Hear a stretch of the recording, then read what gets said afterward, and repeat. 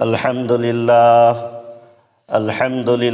নাহমাদুহু ওয়া নাস্তাঈনুহু ওয়া নাস্তাগফিরুহু ওয়া নাউযু বিল্লাহি মিন শুরুরি আনফুসিনা ওয়া মিন সাইয়্যাতি আ'মালিনা মান ইয়াহদিহিল্লাহু ফালা মুদিল্লা লাহু ওয়া মান ইউদ্লিল ফালা হাদিয়া লাহু ونشهد أن لا إله إلا الله وحده لا شريك له ونشهد أن محمدا عبده ورسوله الذي أرسله بالحق بشيرا ونذيرا وداعيا إلى الله بإذنه وسراجا منيرا فقد قال الله تعالى في كلامه المجيد وفرقانه الحميد أعوذ بالله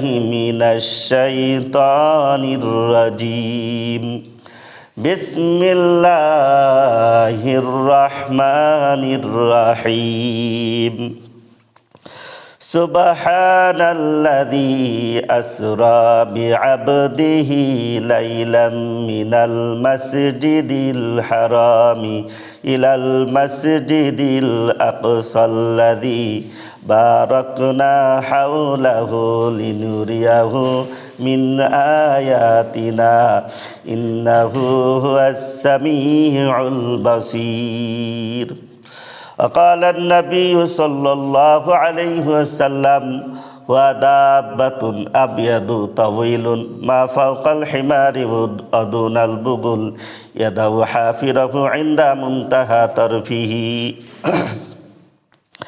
মহান আল্লাহ পাকের দরবারে আমরা লাখো কোটি শুকর আদায় করছি যে আল্লাহ রব্বুল আলামিন আমাদেরকে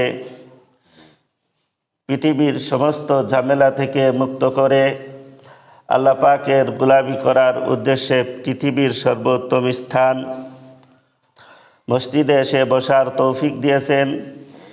সেই সাথে কুরআন হাদিস থেকে কিছু কথা বলার শোনার তৌফিক যেই আল্লাহ রব্বুল আলামিন দিলেন, সেই মহান মুনিবের দরবারে আমরা সকলে হৃদয়ের সবটুকুন শ্রদ্ধা উজাড় করে দিয়ে শুকর আদায় করে নিই আলহামদুলিল্লাহ। সম্মানিত মুসল্লিনে কিরাম, আজ রজব মাসের 23 তারিখ, আগামী সোমবার দিবাগত রাত, রজবের 27 রাত। প্রসিদ্ধ আছে যে রজবের 27 তারিখেই মেরাজ হয়েছিল। প্রসিদ্ধ কথাটা এজন্য বলা হলো যে মেরাজ কোন মাসে কোন তারিখে হয়েছিল এ ব্যাপারে প্রচুর মতভেদ আছে। প্রসিদ্ধ হলো রজবের 27 তারিখে এটা হয়েছিল। মেরাজ হয়েছিল একথা পবিত্র কোরআনে আছে, হাদিসে আছে, ইতিহাসেও আছে, এটা সত্য ঘটনা। কিন্তু কোন তারিখে হয়েছে তা নিয়ে মতভেদ আছে। আসলে তৎকালীন যুগে একটা ঘটনা ঘটে গেলে সেটা স্মরণ রাখার বা লিখে রাখার নিয়মতান্ত্রিক কোনো ব্যবস্থা ছিল না। এই জন্য রাসূল করিম সাল্লাল্লাহু আলাইহি ওয়াসাল্লামের জন্ম কোন তারিখে হয়েছে তা নিয়েও মতভেদ আছে।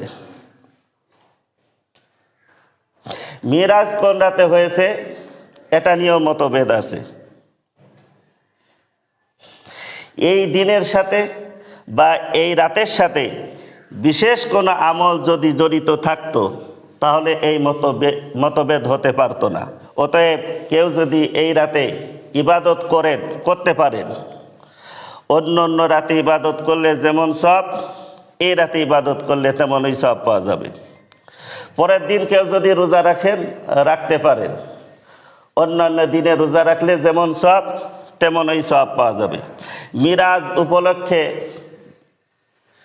এই রাতে বিশেষ কোনো নফল নামাজ বা পরের দিন রোজা রাখার বিশেষ ফজিলত রয়েছে এরকম বর্ণনা সহিহ হাদিসে আসেনি। এরকম বিশেষ আমল এই রাতে বা দিনে নেই বিধায় মেরাজের দিন তারিখ নিয়ে মতবিরোধ দেখা দিয়েছে। তবে মেরাজ যে হয়েছিল এটা কোরআনেও আছে, হাদিসেও আছে, ইতিহাসেও আছে, এটা বিশ্বাস করতে হবে। আল্লাহ তাআলা রসুল করিম সাল্লাল্লাহু আলাইহি ওয়াসাল্লামকে বুরাকে করে বাইতুল মুকাদ্দাসে নিয়ে যান, সেখান থেকে সপ্তম আসমানে নিয়ে যান, আল্লাহ রব্বুল আলামিনের দরবার পর্যন্ত নিয়ে যান।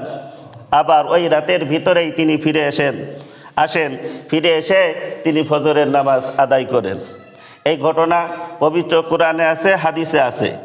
যদি কেউ এটাকে অস্বীকার করে তাহলে তার ঈমান থাকবে না। কোনো যুক্তিতে ধরুক বা না ধরুক, বিজ্ঞান এটাকে স্বীকার করুক বা না করুক, আমাদেরকে মেনে নিতেই হবে, যেহেতু পবিত্র কোরআন এবং হাদিসে আছে। রসুল করিম সাল্লাল্লাহু আলাইহি ওয়াসাল্লাম ফজরের নামাজের পর সাহাবায়ে কেরামকে এই মেরাজের ঘটনা শোনালেন যে দুইজন ফেরেশতা আমার নিকট আসলেন, তারা আমাকে বাইতুল মুকাদ্দাসে নিয়ে গেলেন। সেখান থেকে আমি সপ্তম আসমান পর্যন্ত পৌঁছি। এরপরে আমি আল্লাহর দরবার পর্যন্ত পৌঁছি। আল্লাহর সাথে আমার কথা হয়েছে। আল্লাহ রব্বুল আলামিন 5 ওয়াক্ত নামাজ ফরজ করে দিয়েছেন। তিনি বিস্তারিত ঘটনা বয়ান করে শোনান। এই ঘটনা যখন আল্লাহর নবী বয়ান করলেন, তখন কাফের নেতৃবৃন্দ এটা শুনে উপহাস শুরু করলো যে এটা কাল্পনিক। এক রাতের ভিতরে 7 আসমানে যাওয়া, আবার সেখান থেকে ফিরে আসা, এটা পাগলের প্রলাপ। তারা ছুটে গেল হযরত আবু বকর রাদিয়াল্লাহু তাআলা আনহুর কাছে। তারা ভাবলো মুহাম্মদ সাল্লাল্লাহু আলাইহি ওয়াসাল্লামের বড় শিষ্যের কাছে যে দেখি তিনি কি বলেন। হযরত আবু বকর রাদিয়াল্লাহু তাআলা আনহু ওই দিন ফজরের জামাতে হাজির ছিলেন না। তিনি আল্লাহর নবীর মুখ থেকে তখনও মেরাজের ঘটনা শোনেননি। কাফেররা হযরত আবু বকর রাদিয়াল্লাহু তাআলা আনহুর কাছে আসলেন, যে বলল কোনো লোক যদি বলে সে অল্প সময়ে সপ্তম আসমানে গিয়েছে, আবার ফজর হওয়ার আগেই সে দুনিয়াতে ফিরে এসেছে, এরকম কথা কেউ যদি বলে তুমি কি তা বিশ্বাস করবে? হযরত আবু বকর রাদিয়াল্লাহু তাআলা আনহু বললেন, একথা কে বলেছে? তখন কাফেররা বলল, তোমাদের নবী বলেছে। আবু বকর বললেন, তাহলে আমি বিশ্বাস করি তিনি সত্য বলেছেন। সুবহানাল্লাহ। এখান থেকেই আবু বকর রাদিয়াল্লাহু তাআলা আনহুকে সিদ্দিক বলা হয়। সিদ্দিক অর্থ পরম বিশ্বাসী, পরম সত্যবাদী। শোনা মাত্রই তিনি বিশ্বাস করেছেন, কোনো যুক্তি তালাশ করেন নাই, কোনো বিজ্ঞান তালাশ করেন নাই, এটা সম্ভব কি অসম্ভব তা তিনি চিন্তাও আনেন নাই। বিনা দ্বিধায়, বিনা বাক্যে তিনি বিশ্বাস করেছেন। কাফেররা দেখলো এখানে তো কোনো কাজ হলো না, তাহলে আবার মুহাম্মদ সাল্লাল্লাহু আলাইহি ওয়াসাল্লামের কাছে যায়। এবার কাফেররা মুহাম্মদ সাল্লাল্লাহু আলাইহি ওয়াসাল্লামের কাছে এসে বলছে, হে মুহাম্মদ, তুমি যদি বাইতুল মুকাদ্দাসে গিয়ে থাকবে তাহলে বলো তো দেখি বাইতুল মুকাদ্দাসের কয়টা সিঁড়ি আছে, কয়টা জানালা দরজা আছে? আপনারা বলুন, আল্লাহ নবী কি বাইতুল মুকাদ্দাসে জানালা দরজা গণনা করতে গিয়েছিলেন? সিঁড়ি গণনা করতে গিয়েছিলেন? কিন্তু তারা প্রশ্ন করে বসেছে। এখন যদি জবাব দেয়া না যায় তাহলে মুহাম্মদ সাল্লাল্লাহু আলাইহি ওয়াসাল্লামকে মিথ্যুক বলবে। তখন রসুল করিম সাল্লাল্লাহু আলাইহি ওয়াসাল্লামের খুব পেরেশানি হলো, আজ যদি এসব প্রশ্নের উত্তর দিতে না পারি তাহলে ওরা আমাকে মিথ্যুক সাব্যস্ত করবে। হাদিসে এসেছে, তখন রসুল করিম সাল্লাল্লাহু আলাইহি ওয়াসাল্লাম বলেন, তখন আমার এত পেরেশানি হলো যে ওরকম পেরেশানি আমার জীবনে আর কখনো হয়নি। অতঃপর আল্লাহ নবী বললেন, ফাজাল্লাল্লাহু লি বাইতাল মুকাদ্দাস ফাতাফিকতু উখবিরুহুম আন আয়াতিহি ওয়া আনা আনজুরু। অতঃপর আল্লাহ রাব্বুল আলামিন বাইতুল মুকাদ্দাসকে আমার চোখের সামনে তুলে ধরলেন, আর তারা যা প্রশ্ন করেছিল আমি দেখে দেখে গণনা করে তার উত্তর দিয়ে যাচ্ছিলাম। এরকম জাজ্জল্যমান প্রমাণ আসার পরও ঈমান আনা তাদের ভাগ্যে জোটেনি, তারা ঈমান আনলো না। ইমান আনা এটা আল্লাহর খাস তৌফিকের ভিত্তিতে হয়ে থাকে, ঠিক কিনা? আল্লাহ তৌফিক ছাড়া ইমান আনা সম্ভব নয়। আল্লাহ আমাদেরকে ইমান নসিব করেছেন, এর জন্য শুকর আদায় করতে হবে। আমাদের মধ্যে এরকম অনেক বড় বুদ্ধিমান আছে, অনেক বড় জ্ঞানী বিজ্ঞানী রয়েছে, কিন্তু আল্লাহকে বিশ্বাস করার, ইমান আনার নসিব তাদের হচ্ছে না। ইমান আনতে পারার জন্য আল্লাহ পাকের খাস তৌফিকের প্রয়োজন, ঠিক কিনা? ইমানের উপর টিকে থাকার জন্য আল্লাহ পাকের তৌফিকের প্রয়োজন। তাই ইমানের উপর টিকে থাকার জন্য আল্লাহর কাছে দোয়া করতে হবে। যাই হোক, মক্কার মুশরিকরা এটাকে স্বীকার করলো না। তারা বলল এটা জাদু। তাদের মুখস্থ একটা ডায়ালগ ছিল, যখন জবাব দেওয়ার, উত্তর দেওয়ার আর কিছুই থাকতো না, তখন তারা বলতো জাদু, এই বলে তারা সরে পড়ত। সম্মানিত মুসল্লিনে কিরাম, আল্লাহর নবী মিরাজের ঘটনা বয়ান করে শোনালেন যে দুইজন ফেরেশতা আমার নিকট আসলেন। তখন আমি উম্মে হানির ঘরে ঘুমন্ত ছিলাম। তারা আমাকে ঘর থেকে উঠিয়ে বাইতুল্লাহর কাছে গেলেন। সেখান থেকে জমজমের কূপের কাছে আমাকে নেওয়া হয়। এরপর আমার বুকটা ফেরে কলব বের করা হয়। কলবটাকে ফেরে তারপর কি যেন একটা বস্তু বের করা হলো। এরপর জমজমের পানি দিয়ে কলবটাকে ধুয়ে আবার কলবটাকে যথাস্থানে স্থাপন করে দেওয়া হলো। এটাকে ফার্সিতে সিনাসাক বলা হয়, বক্ষ বিদারণ। রসুল করিম সাল্লাল্লাহু আলাইহি ওয়াসাল্লামের 3 বার সিনাসাক করা হয়েছে, 3 বার বক্ষ বিদারণ করা হয়েছে। প্রথমবার যখন তিনি শিশু ছিলেন, যখন হালিমা সাদিয়া রাদিয়াল্লাহু তাআলা আনহার ঘরে ছিলেন, তখন তিনি হালিমা সাদিয়ার ছেলের সাথে অর্থাৎ দুধ ভাইয়ের সাথে খেলা করতে গিয়েছিলেন। তখন ফেরেশতারা এসে তার সিনাসাক করেছিলেন। সে সময় সিনাসাক করে মানুষের ভিতরে শিশু অবস্থায় শিশুসুলভ যত প্রবণতা থাকে, যেমন খেলাধুলা করা, ছুটাছুটি করা, এই সব কিছু তার থেকে দূর করে দেওয়া হয়েছিল। দ্বিতীয়বার সিনাসাক করা হয়েছিল যৌবনকালে, যৌবনের সময়। এবার সিনাসাক করে যৌবন সুলভ যত উচ্ছৃঙ্খলতা, যত পাপের মনোভাব থাকে, সেইগুলো রসুল করিম সাল্লাল্লাহু আলাইহি ওয়াসাল্লাম থেকে দূর করে দেওয়া হয়েছিল। তৃতীয়বার সিনাসাক করা হয়েছিল মেরাজে নেওয়ার সময়। উলামে কেরাম এটার হেকমত বলেছেন যে মেরাজের সময় যখন আল্লাহর নবী ঊর্ধ্ব জগতে যাচ্ছেন, আল্লাহর দিদারে যাচ্ছেন, তখন ঊর্ধ্ব জগতের পরিবেশ সহ্য করার মতো শক্তি, আল্লাহর সাথে সরাসরি দিদার লাভ করার শক্তি, সরাসরি আল্লাহর কালাম বরদাস্ত করার মতো শক্তি, এই সব কিছু তার অন্তরে ভরে দেওয়ার জন্যই সিনাসাক করা হয়েছিল। রসুল করিম সাল্লাল্লাহু আলাইহি ওয়াসাল্লামের যে সিনাচাক করা হয়েছিল, এটা কোনো কাল্পনিক বিষয় না, এর চাক্ষুষ দলিলও রয়েছে।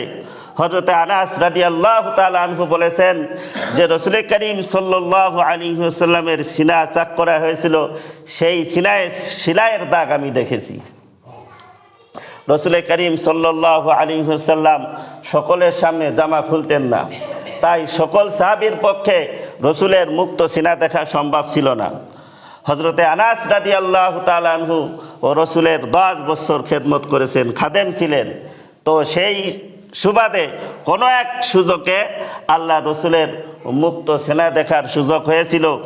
তিনি দেখেছিলেন যে রসুল করিম সাল্লাল্লাহু আলাইহি ওয়াসাল্লামের সিনা মুবারকে সিলাইয়ের দাগ রয়েছে।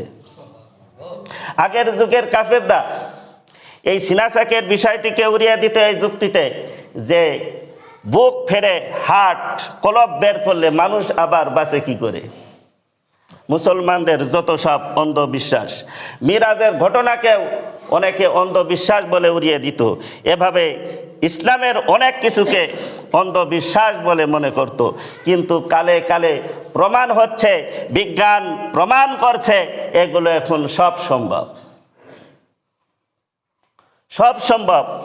যে বিজ্ঞানের দোহাই দিয়ে মিরাজকে অস্বীকার করা হয়েছিল, সেই বিজ্ঞানেই বলা হচ্ছে যে এখন ঊর্ধ্ব জগতে যাওয়া সম্ভব। হাদিসে এসেছে যে মানুষের আমল নামা ওজন করা হবে।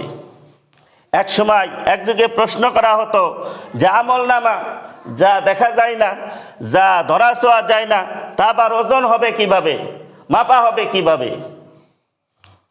কিন্তু এখন দেখা যাচ্ছে যা দেখা যায় না, যা ধরা যায় না, ছোঁয়া যায় না, তাও মাপা যায়।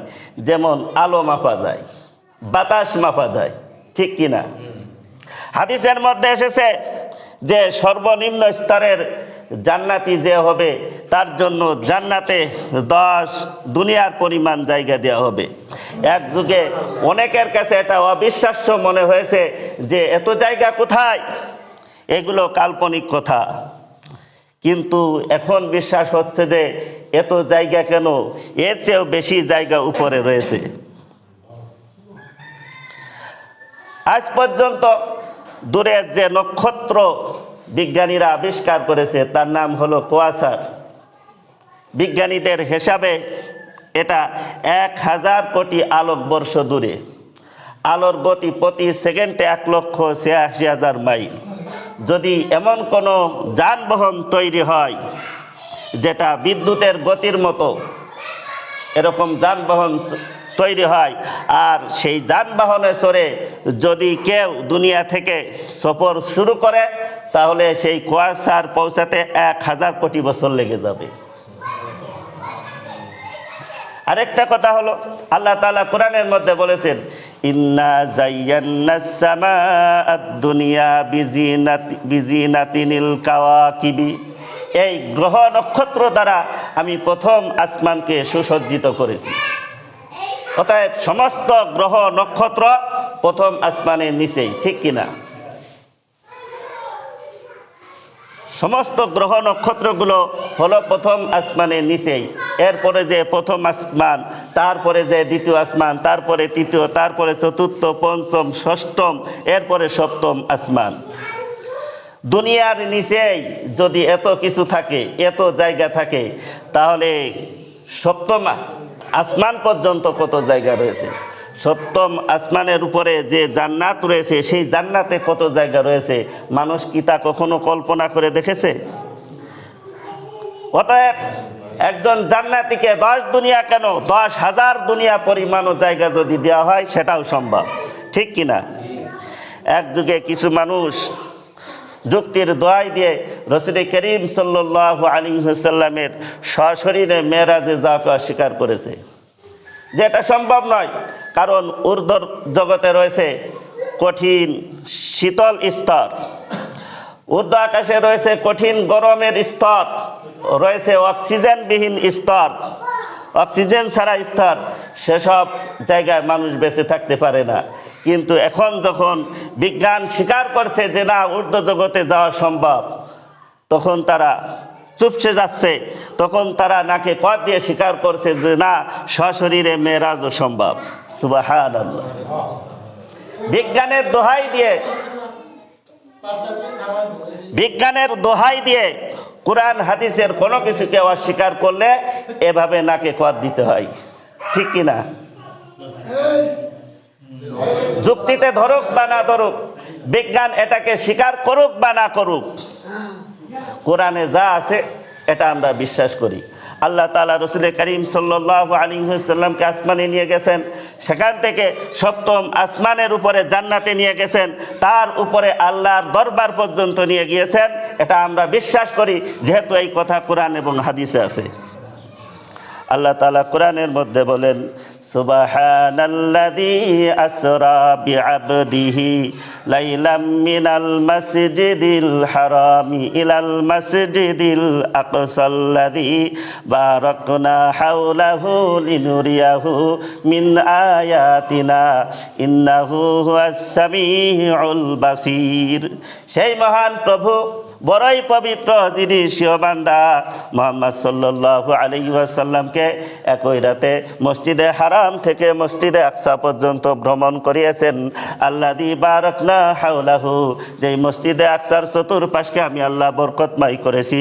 আর এই মেরাজের উদ্দেশ্য হলো লিনুরিয়াহু মিন আয়াতিনা, যাতে করে আমার হাবিবকে আমার কুদরতের নিদর্শনাবলী দেখাতে পারি।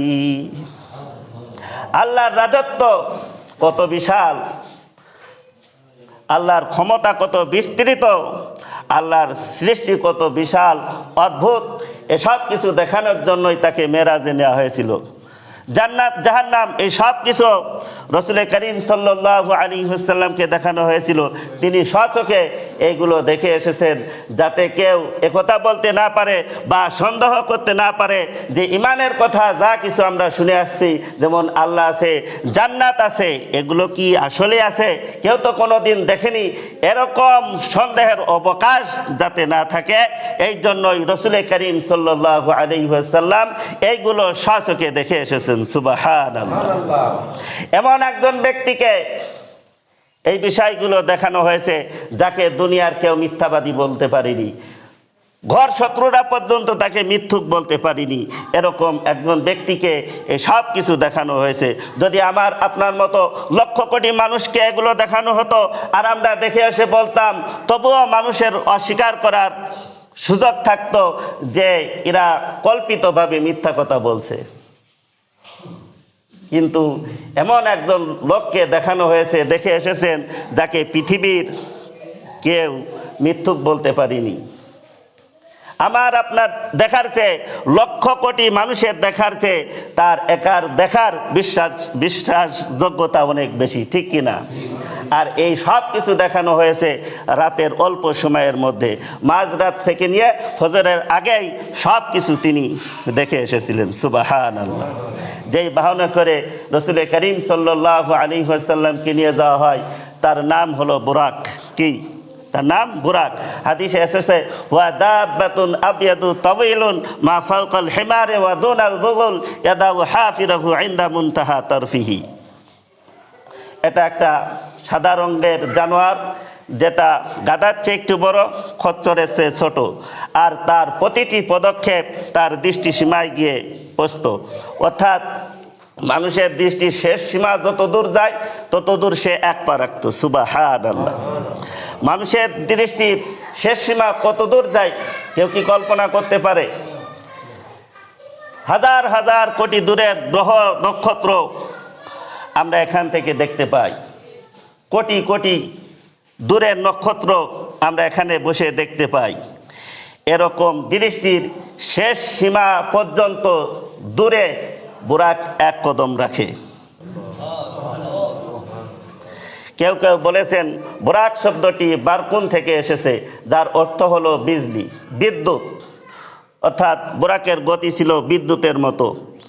একথা ঠিক নয়, কারণ বিদ্যুতের এত পাওয়ার ছিল না যা বুরাকের ছিল।